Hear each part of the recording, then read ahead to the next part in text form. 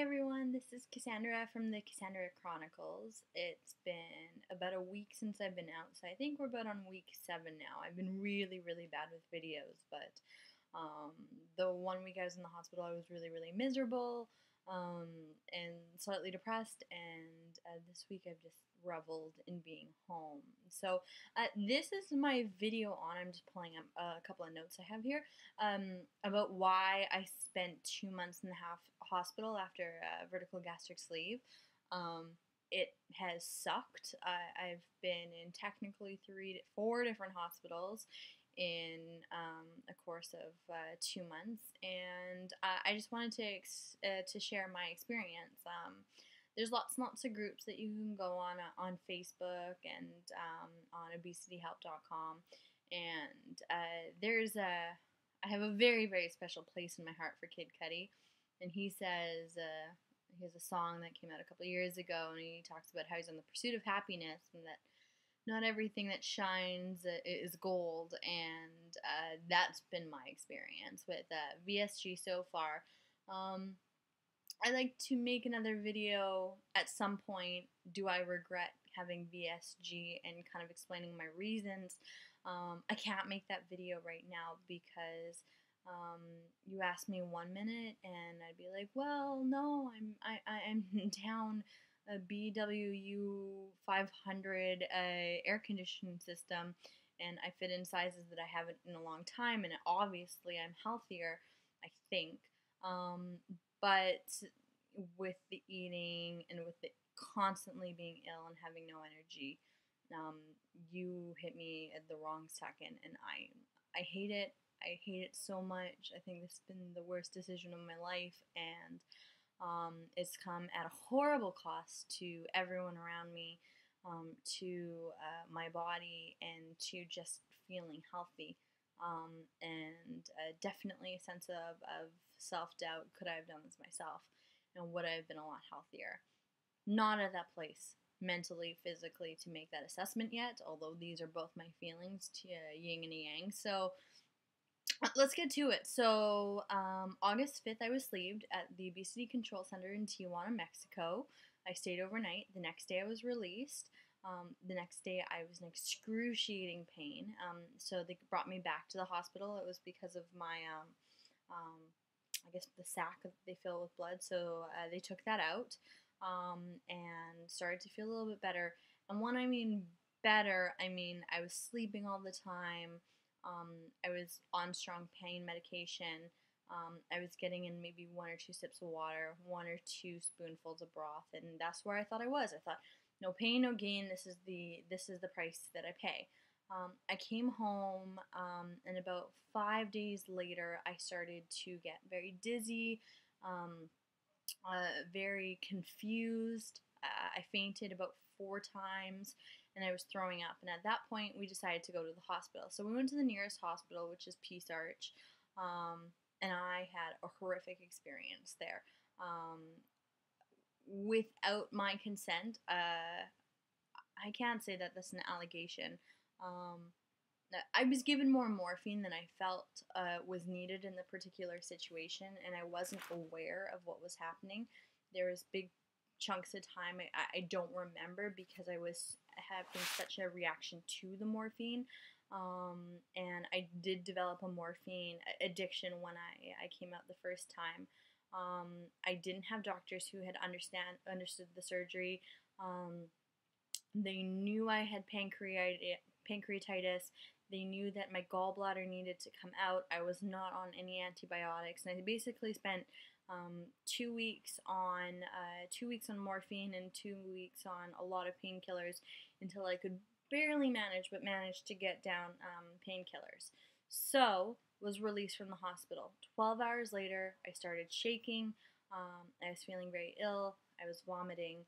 And so we went to another hospital called Delta Hospital, which was, I guess, the second closest hospital to us.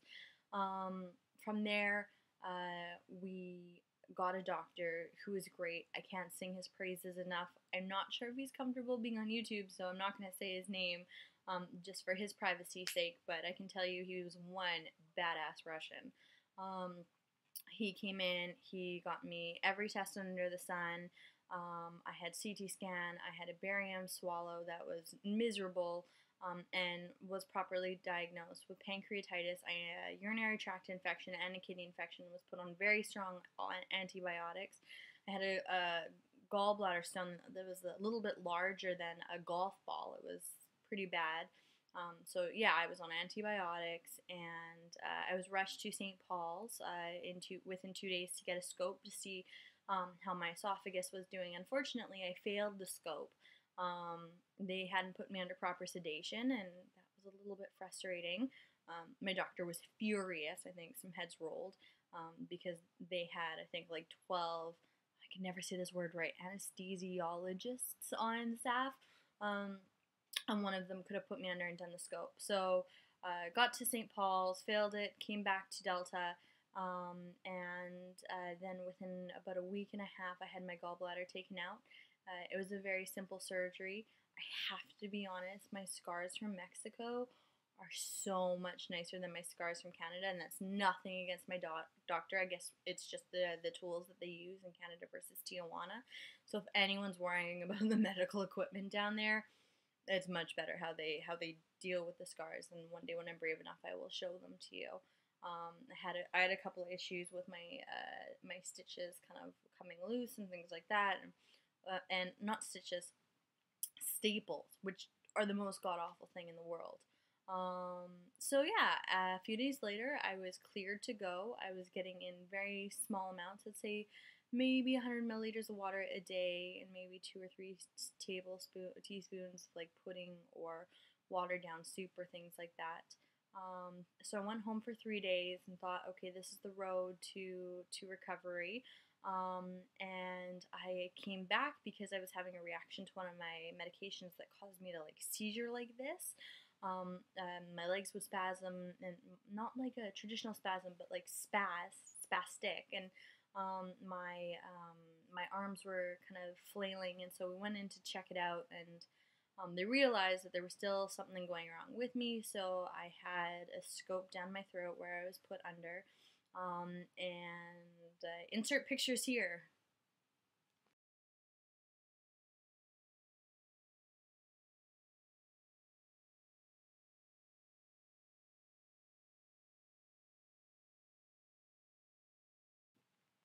So as you can see, I did have something going on that was between where my esophagus and my stomach met. There was something not quite right. It's been 2 weeks and I still haven't gotten my scope results back yet. I do know it takes a long time. Obviously, there's a little bit of frustration because they told me it could have been anywhere from cancer to a rip when it was going down. But I was put on the right medication.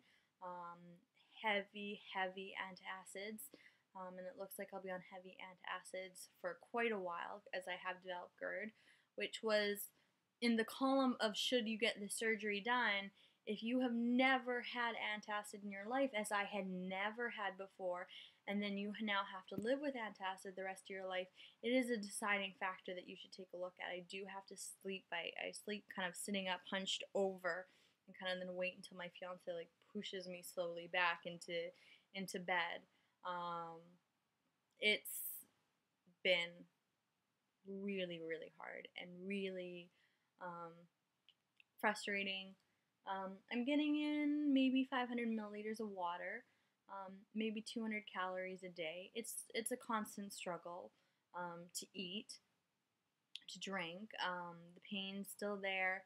The nausea is still there. It's been 2 months, my nausea hasn't gone away, and on top of that, I have horrific GERD, so sometimes if I just look the wrong way, antacid will come up. So there is one positive light at the end of the tunnel. I'm officially down 55 pounds, which is an enormous amount of weight, and I'm now left with healing. They said, the doctor said it's going to take about 2 months. This is not something that I was told at the beginning. If I was told, look, you're going to go into the surgery and you're going to be 2 months in the hospital and 2 months in bed recovering, when I mean in bed recovering, I can still do some things that are active. Stairs are excruciatingly hard, not only because my stomach's still very tender, but because when you're only consuming 200 calories a day and 700 is the very basic to need your organs to function, you really have to pick and choose where you spend your energy. My body's already made that choice, that it's spent it not on my hair, as my hair is falling out. My nails aren't growing anymore. And I do feel like some of my body functions aren't working the way they should. Definitely feel extreme exhaustion and all of those kinds of things. So I'm definitely not at the point of saying that it's 100% regret, but it's definitely something to hear the other side of the story, because I am a glass half full person, and I did think, you know what, I can do this. I can get through it. Anything that's been thrown at me, I'll get through. And while that's true, I'm sitting here talking to my YouTube friends and family today. It came at a really, really heavy cost. So there's my 2 month saga of where I am. Surgiversary is coming up. 2 month surgiversary is coming up really quickly. And since I was in the hospital, I didn't do a 1 month surgiversary. So I really feel like I owe myself to do that. So that will be coming up next. Okay, thank you so much for listening. Bye.